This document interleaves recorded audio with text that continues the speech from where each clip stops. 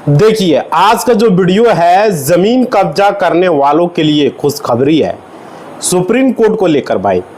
और इसमें जो है लिमिटेशन एक्ट 1963 सेक्शन 65 यानी 65 को लेकर अपडेट है। पूरी अपडेट आज का वीडियो में आप लोग को देने वाले हैं। जो भी जमीन कब्जा करने वाले हैं उनके लिए बहुत बड़ी खुशखबरी है। अगर आप किसी की जमीन को कब्जा किए हुए हैं, आप किसी की जमीन पर कब्जा करके मकान बना लिए हैं, तो वो जमीन किसी का निजी हो या जमीन किसी का सरकारी हो, आज यहाँ पर देखेंगे हम लोग। आपको जो नियम बता रहे हैं, कानून जो बता रहे हैं, उसको लेकर आपको जो है ध्यान से समझना है, क्योंकि सुप्रीम कोर्ट का भी जो है ऐतिहासिक फैसला है जो कि आप लोग को हम बताने वाले हैं। यानी कि अब क्या होने वाला है, अगर आप किसी के ज़मीन पर कब्जा कर लिए हैं और आज आप खेती कर रहे हैं और आपके पास कोई कागजात नहीं है, किसी का ज़मीन पर आप कर रहे हैं, तो आप किसी के ज़मीन पर मकान बना लिए हैं, आप मकान बनाकर रह रहे हैं, लेकिन आपके पास भी कोई कागजात नहीं है, कोई भी डॉक्यूमेंट नहीं है। क्या कहता है कानून, यानी अब क्या होने वाला है। देखिए, कोई भी ज़मीन है और अगर आप ज़मीन पर कब्जा बरकरार है उस ज़मीन पर, ठीक है, और आपके पास ज़मीन का कागजात नहीं है, तो डॉक्यूमेंट नहीं है, दिखाने का कोई कागजात अगर नहीं है आपके पास, कहीं से भी आप जो है नकल भी नहीं निकाल सकते हो, तो यह ज़मीन दूसरे के नाम पर मान लीजिए दर्ज है, तो वैसी सिचुएशन में, वैसी कंडीशन में दूसरा व्यक्ति आएगा और कागजात दिखाएगा और आपको ज़मीन से हटने को कहेगा, है ना, बोलेगा ही भाई। और देखो, लेकिन आप नहीं हटेंगे, यानी कि आपके लिए क्या अधिकार है, क्या कानून है, देखेंगे हम। आज बात करेंगे यहाँ पर लिमिटेशन एक्ट के बारे में। समझ पा रहे हो, लिमिटेशन एक्ट आपको जो है क्या अधिकार देता है, कब्जा करने वाले को क्या अधिकार देता है, उस पर बात करेंगे। लिमिटेशन एक्ट 1963 सेक्शन 65, तो इस पर भी डिस्कस करेंगे। पूरी जानकारी आप लोग को देने वाले हैं। देखिए, आप लोग को जरूर से समझना है लिमिटेशन एक्ट का कानून कब लगेगा, कैसे लगेगा भाई, और कौन सी धारा लगेगा जिसके तहत आप इस पर फाइल कर सकते हो, है ना। आप खुद एक्शन ले सकते हो और जमीन मालिक को परास्त कर सकते हो, उसको हरा सकते हो, है ना।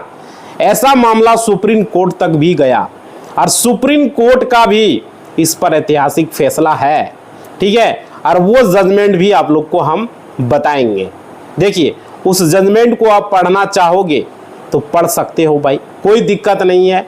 देखो, हमारे देश में कई ऐसा कानून नहीं है, यानी कब्जा कानून का नाम कुछ भी नहीं है। ऐसा कुछ नहीं है कि किसी के ज़मीन को आप कब्जा कर लिए हो, आप ज़मीन का मालिक बन जाएंगे, यानी ऐसा कोई भी कानून नहीं है। समझ पा रहे हो, समझ पा रहे हो। अब देखिए, लेकिन बात करेंगे यहाँ पर लिमिटेशन एक्ट में। उसमें अगर देखा जाए लिमिटेशन एक्ट 1963 की अगर बात करेंगे, देखेंगे उसमें आर्टिकल 65 क्या कहता है। आर्टिकल 65 हम आपको सेक्शन जो बता रहे हैं समझिएगा पूरी तरीके से। देखिए, अगर उस सेक्शन की बात करें तो उसमें सेक्शन 27 भी है। अब इसमें क्या प्रावधान किया गया है भाई, देखिए, प्रावधान ये है, अगर कोई भी व्यक्ति, कोई भी आदमी, यानी आप जमीन पर किसी दूसरे की जमीन पर कब्जा किए हुए हो, ठीक है, और ये कब्जा आज से नहीं 12 वर्ष से अधिक से है, समय से है, ठीक है, 12 वर्ष अधिक समय से है। आप किसी का 20 साल से कब्जा किए हो, किसी का आप 100 साल से 50 साल से कब्जा किए हो। अब यहाँ पर उस कंडीशन में अगर मकान भी है, 12 साल से अधिक समय से मकान बना हुआ है, तो ये कह सकते हो कि 50 साल से मकान है, 100 साल से मकान है ना। तो देखो, ऐसी सिचुएशन में, ऐसी कंडीशन में क्या होगा कि वो दावा कर सकता है, यानी कब्जा करने वाले को अधिकार दे दिया गया, कब्जा करने वाले दावा कर सकता है, या जो कब्जा करने वाला है वो क्या कर सकता है, दावा कर सकता है। देखिए, किसके ऊपर, जमीन मालिक के ऊपर दावा करेगा। लिमिटेशन एक्ट यानी सेक्शन 27 यानी 27 है, इसमें स्पष्ट तरीके से लिखा गया है। देखिए, कब्जा प्राप्त करने का वो जो व्यक्ति है वो अधिकारी है, यानी अगर तय सीमा के भीतर जमीन का जो मालिक है, समझ रहे हो, अगर वो एक्शन नहीं लेता है, कुछ भी नहीं करता है, तो कब्जा करने के लिए छोड़ देता है, तो वैसी कंडीशन में यानी उस व्यक्ति का, उस जमीन मालिक का मालिकाना हक ही समाप्त हो जाएगा। समझ पा रहे हो? यानी ये लिमिटेशन एक्ट की हम बात कर रहे हैं। लेकिन हम देखें जो ये एडवर्स पोजीशन का दावा होता है ना, वो किस प्रकार से दावा करता है एडवर्स पोजीशन को लेकर।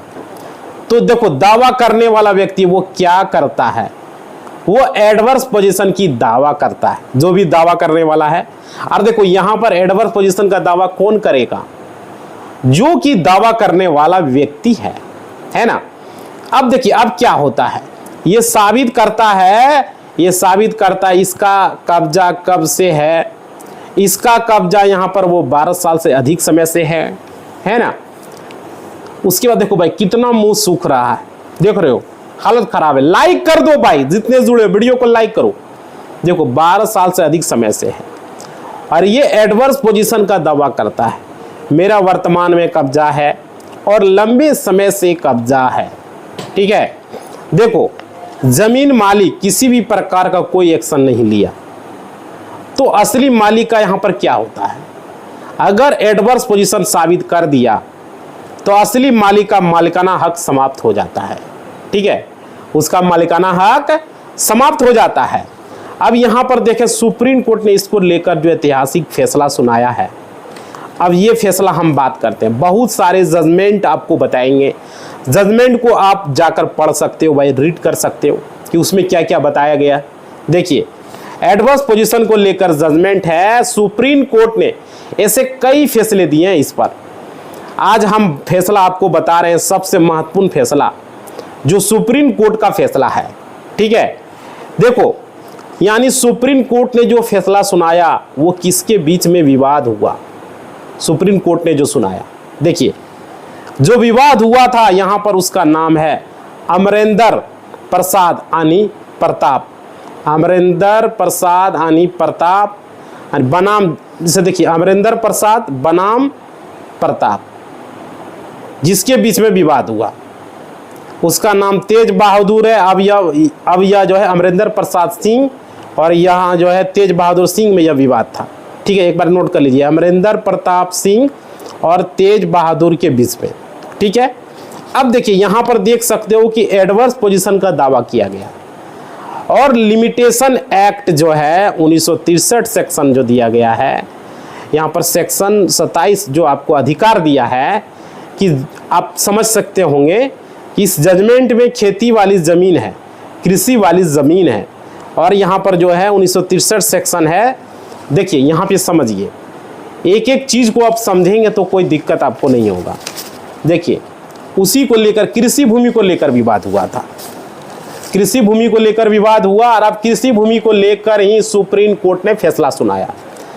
माननीय सुप्रीम कोर्ट ने यानी कि कब्जा करने वाले को भी कानूनी अधिकार है, कब्जा आपको अगर बचाना है तो तय सीमा के अंदर आपको केस फाइल करना चाहिए, यानी आपको छोड़ना नहीं है उसको अगर कोई कब्जा किया है तो। अगर आपकी ज़मीन को कोई कब्जा कर लिया है और 12 साल के अंदर आप प्रयास करें कि आप जो व्यक्ति कब्जा किया उस पर दावा करेंगे, अगर कब्जा करने वाला यह साबित कर दिया कि मेरा कब्जा 12 साल से अधिक समय से है, तो फिर आपको समस्या हो सकता है। और दूसरा यहाँ सबसे और महत्वपूर्ण फैसला बताएंगे, वो भी आप जाकर जजमेंट को देख सकते हो भाई। ये जजमेंट आप नाम से भी सर्च कर सकते हो और आपको क्या मिलेगा। देखो अब नाम क्या बताया था हमने, अमरेंद्र प्रताप और तेज बहादुर, ये है जजमेंट। अब जाके चेक कर लेना गूगल पर, यही बताया था ना। देखिए अमरेंद्र प्रताप और तेज बहादुर, अमरेंद्र प्रताप वर्सेस तेज बहादुर, इसके बीच में यहाँ पर विवाद हुआ था। ये जाकर आप सर्च कर सकते हो, ये जो जजमेंट है इस जजमेंट को पूरा पढ़ सकते हो। दूसरा फैसला यानी दूसरा जजमेंट भी आप पढ़ सकते हो भाई, वो समझिए। बेहतर ये है कि यहाँ पर जजमेंट आपको केस नंबर, दूसरा जजमेंट क्या है ये भी समझ लीजिए। देखिए 7764 ऑफ 2014, केस नंबर है, ये जाकर आप जजमेंट देख सकते हो। केस नंबर कितना है 7764 ऑफ 2014, यानी 2014 का है। इस बीच में भी विवाद हुआ, यहाँ पर जो क्या था उसका नाम था रविंद्र कौर। रविंद्र कौर, ये भी महत्वपूर्ण जजमेंट है और पॉपुलर जजमेंट है, आप इसको देख सकते हो। दूसरा वो है मनमीत कौर का, इसके बीच में, दोनों के बीच में विवाद हुआ था, रविंद्र कौर और मनजीत कौर। ठीक है, केस नंबर है 7764 ऑफ 2014। अब देखिए, यानी कि रविंद्र कौर और मनजीत कौर का जो विवाद है उस जजमेंट को भी आप जाके देख सकते हो। ये भी कब्जा को लेकर है भाई, एडवर्स पोजीशन को लेकर है। आप यहां पर समझ गए होंगे कि अगर आपकी जमीन है, अगर आपकी जमीन पर कोई कब्जा कर लिया है तो आप क्या कर सकते हो। तय सीमा के अंदर आपको केस फाइल करना पड़ेगा। अगर आप नहीं करोगे तो आपके हाथों के अंदर से जो है जमीन चली जाएगी भाई, जमीन चली जाएगी। यानी आपको कब्जा करने वाला जो व्यक्ति अगर यह साबित कर दिया कि कोर्ट में जाके उसका कब्जा आज से नहीं 12 साल से अधिक समय से है, तो फिर आप परेशानी में पड़ सकते हो। समझ रहे हो। और उसका कब्जा 50 साल से है, अगर ये साबित कर दिया, वो साबित कर दिया भाई, तो उसका कब्जा 12 वर्ष से अधिक समय से है, तो साहब व्यक्ति जो कब्जा करने वाला जाके क्या करेगा, कोर्ट में साबित कर दिया समय से, ऐसी सिचुएशन, ऐसी कंडीशन में आपके हाथों से यह जमीन जा सकती है। समझ रहे हो। और देखो, इसलिए आपको तय सीमा के भीतर जाके केस फाइल करना चाहिए। अब है कि अगर आपके पास कोई कागजात नहीं है, कोई डॉक्यूमेंट नहीं है, एक कब्जा करने वाला व्यक्ति जो है कैसे साबित करता है कि उसका कब्जा 12 साल से अधिक समय से है। देखिए, कब्जा करने वाला अगर कृषि भूमि पर कब्जा करता है तो उसके लिए ये मुश्किल हो जाता है कि कैसे साबित करेगा उसका कब्जा 12 साल से अधिक समय से है। इसलिए जमीन मालिक को जो केस फाइल करना है, जमीन मालिक को केस दर्ज करना है पहले। अब देखिए, वो आरोप लगा सकता है कि मेरे पास कागजात नहीं है, यानी आरोप यही होता है कि आरोप आ जाएगा उसके ऊपर, उस जमीन मालिक के पास कागजात है और यह व्यक्ति जबरन कब्जा कर लिया। ऐसी सिचुएशन में कृषि वाली जमीन में व्यक्ति इतनी आसानी से साबित नहीं कर सकता है। समझ पा रहे हो। अब लेकिन जब मकान बना हुआ है, मकान पर वो उसको बिजली कनेक्शन भी होता है, ठीक है, तो उसका अन्य जो आप कह सकते हो पानी का भी कनेक्शन होता है, गैस का भी कनेक्शन होता है, अगर वो साबित कर देता है या 12 साल से इसी जगह पर इसका कनेक्शन, रजिस्टर वजिस्टर, बिजली कनेक्शन, ये सब चीज़ें हैं, ठीक है, तो इस मकान में यह रह रहा है, बिजली का कनेक्शन भी ले रखा है, पानी का भी ले रखा है, गैस का भी ले रखा है। अगर ये ज़मीन पर मकान बनाकर आज से नहीं बहुत लंबे समय से अगर साबित हो जाए, अगल बगल का 10 लोग बता दे कि भाई इतने सालों से यहाँ रह रहा है, समझ रहे हो, तो देखो 20 साल से रह रहा है, ये जबरन मकान बनाकर वो रहता है, इसके लिए अगर साबित करना आसान हो जाता है। लेकिन मकान जो है जमीन, मतलब कि जमीन में जमीन मालिक उल्टा आरोप लगा देता है कि हमारी जमीन को जबरन जो है एक तरह से ये कब्जा किया है, उल्टा उस व्यक्ति के ऊपर ये आरोप लग जाता है कि वो उसका फसल बर्बाद कर दिया है। समझ रहे हो। अब देखो, जमीन को जबरन कब्जा कर लिया है, कब्जा करने वाले के पास कोई कागजात नहीं है, तो ऐसी सिचुएशन में खाली जमीन में यह साबित करना मुश्किल हो जाता है कि भाई उसका जो कब्जा है 12 साल से अधिक समय से है। और कब्जा जो है शांतिपूर्ण है, ठीक है, लेकिन जब कोई मकान बना कर रहता है तो ऐसी सिचुएशन में ऐसी कंडीशन उत्पन्न नहीं होता है। यानी मकान बनाने के केस में क्या होता है, आसानी से वो साबित कर देता है कि यह मेरा जो कब्जा है वो 12 साल से अधिक समय से है, ठीक है। तो आपके ज़मीन पर अगर कोई कब्जा करके मकान बनाने का प्रयास करे तो आपको उसी समय केस फाइल करना चाहिए, ठीक है, उसी समय केस फाइल करना चाहिए, और ताकि वह व्यक्ति उसमें रहना नहीं शुरू करे, ठीक है। अगर बना लिया, केस फाइल हो गया, उसके बाद क्यों ना केस 20 साल से चल रहा हो, क्यों ना 25 साल से चल रहा हो, लेकिन अब इतना चलने वाला नहीं है, लेकिन फिर भी वो कभी भी एडवर्स पोजीशन का दावा नहीं कर सकता, कब्जा कानून का फ़ायदा नहीं ले सकता। समझ रहे हो भाई। ये बहुत ज़रूरी है आप लोगों को जानना। ये सब चीज़ें अगर आप लोग जानेंगे तो आप लोग को कोई परेशानी नहीं होगा। समझ रहे हो, बहुत ज़रूरी है आप लोग को ये चीज़ें जानना। अब देखिए यहाँ पे क्या है, उसके बाद क्यों ना केस 20 साल से 25 साल से 50 साल से चल रहा हो, लेकिन अब इतना चलने वाला नहीं, फिर भी कभी भी एडवर्स पोजीशन का दावा नहीं कर सकता, कब्जा कानून का फायदा नहीं ले सकता। इसलिए इस बात को अब समझ लें। आपका भी अगर इस प्रकार का समस्या है तो आप इस प्रकार से हल कर सकते हो। ये समझ लेंगे क्या करना। अगर जजमेंट पढ़ना चाहते हो, जजमेंट आप गूगल पर जाके सर्च कर सकते हो, इस जजमेंट को भी पूरा स्टडी कर सकते हो। समझ पा रहे हो? ये आप लोगों को हमने बता दिया किस तरीके से ये ज़मीन पर कब्जा करने वालों के लिए भी खुशखबरी है। और लिमिटेशन एक्ट 1963 और सेक्शन 65 को भी हमने आप लोग को यहाँ पर डिस्कस कर दिया है। समझ रहे हो? अब देखिए, आप लोग को यहाँ पर थोड़ा सा कमेंट बॉक्स हम आप लोग का लेने जा रहे हैं। सारे लोग वीडियो को थोड़ा सा लाइक करोगे भाई, जितने भी जुड़े हो लाइक करोगे और सब्सक्राइब करोगे अगर नहीं किए हो अब तक। और टेलीग्राम इंस्टाग्राम का लिंक वीडियो के डिस्क्रिप्शन में जाइए, आप लोग थोड़ा सा ज्वाइन कर लीजिए। टेलीग्राम इंस्टा को ज़रूरी है आप लोग को ज्वाइन करना, सारे लोग ज्वाइन करेंगे, है ना। और जो भी सवाल है कमेंट बॉक्स में आप लोग पूछ सकते हो, लिख सकते हो। जो भी दिक्कतें आप लोग का है, जो भी समस्या है, ठीक है, आप लोग यहाँ पर कमेंट बॉक्स में अपना दुखड़ा लिख सकते हो भाई। चलो अब आप लोग का यहाँ पर हम एक एक करके कमेंट लेते हैं और जो भी समस्या है आप लोगों ने लिखा है वो हम ले लेते हैं। देखिए, आप लोग का कमेंट हम लेने जा रहे हैं। मोबाइल ले चुके हैं। यहाँ पे कमेंट किया है सोनी विद्यासागर जी ने कमेंट किया है। इन्होंने लिखा है कि सरकार ज़मीन खरीदने वालों से तो स्टाम्प पेपर पर ड्यूटी देकर ही ज़मीन अपने लिए खरीदता है, ठीक है।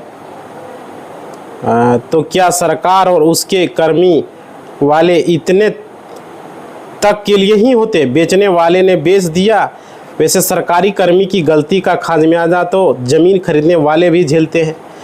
तो स्टाम्प ड्यूटी लेकर क्या ही भला करता आम जनता का। बिल्कुल भाई, सरकार को चेक करना चाहिए, ये ज़रूरी है। सोनी विद्यासागर जी ने जो बताया है कि भाई ज़मीन बेच रहा है, खरीदने वाले तो ठेका नहीं रहा है, उसका क्रॉस चेकिंग होना चाहिए, है ना, ताकि कोई दूसरा पार्टी ठकाए नहीं। अब ठकाने वाला कितना उसको वेरीफाई करेगा। सरकार को ज़रूर करना चाहिए, कुछ ऐसा तरीका बनाना चाहिए ताकि पता चले वो ज़मीन गलत है, सही है, वो ज़मीन जो खरीद रहा है उसको ठगा नहीं रहा है। ये सब चीज़ें ज़रूरी है। अगर हम बैंक में जाते हैं पैसा जमा करने के लिए तो वहाँ पर पूरी तरीके से चेक होता है, KYC होता है, उसी तरीके से खाते का जांच होता है। ज़मीन का क्यों नहीं भाई, जब खाता है उसका तो क्यों नहीं जांच होता है?